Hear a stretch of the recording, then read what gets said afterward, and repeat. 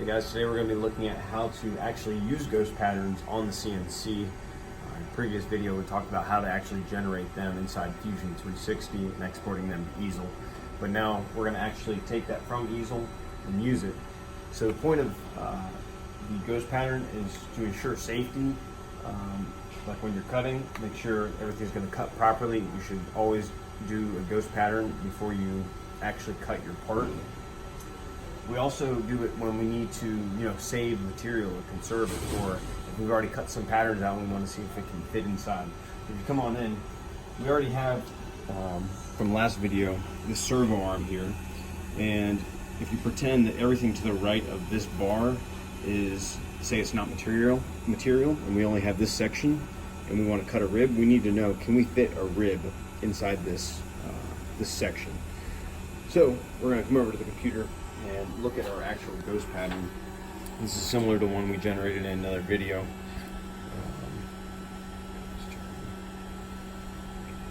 So this is the outline of a rib. What we're going to do is we're going to go up here to carve. We're going to say I understand. We're going to move our home position.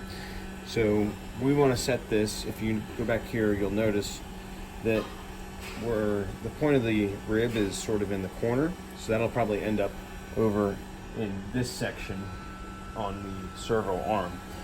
So that may cause some issues, but that's why we use a ghost pattern.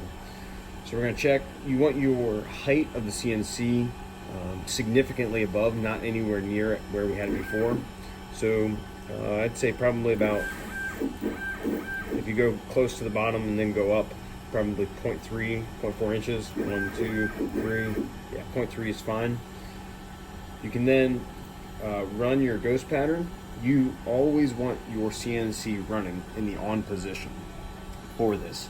However, for this video, so you can understand and hear me, I'm going to have it off, but that's because I know it's not going to go to that depth. But all else, you should have the CNC on. So you're going to say your material is secure. We confirm the home position. So raise the bit. The spindle is on. Again, we just discussed that. Now we're going to hit carve. So let's go back over in here and look at our ghost patterns. So notice it's getting ready to cut it.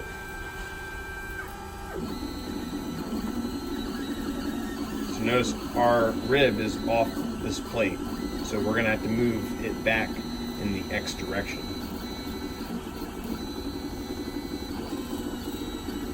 So in general, we just saw, we can see it on the next pass too, that it is ever so slightly going into this servo arm right now.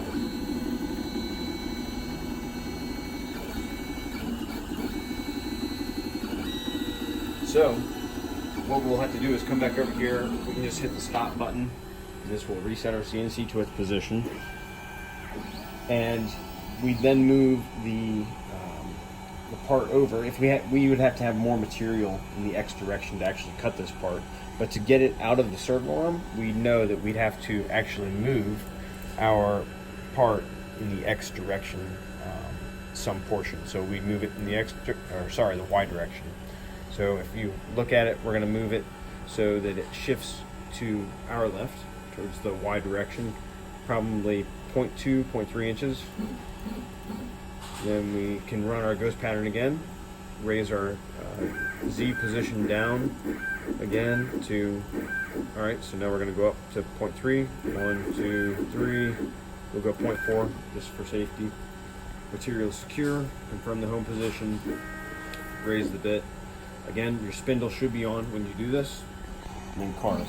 So now let's go back over, and this should now correct the fact that the tip of the rib was inside of the servo arm.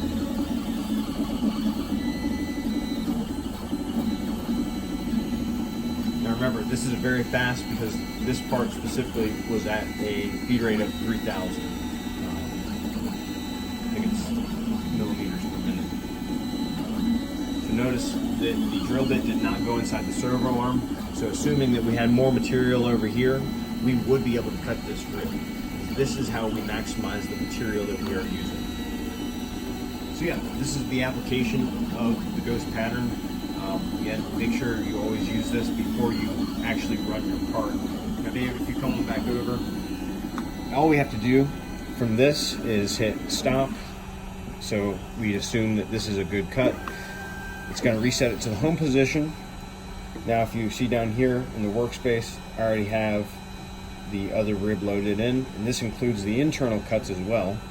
And we could simply begin our carve, drop the Z position down all the way with our spindle on, and proceed with cutting as normal. So this is a very quick and easy way to check if your part is going to fit and how it's going to look when you cut it. So yeah, see you guys in the next video.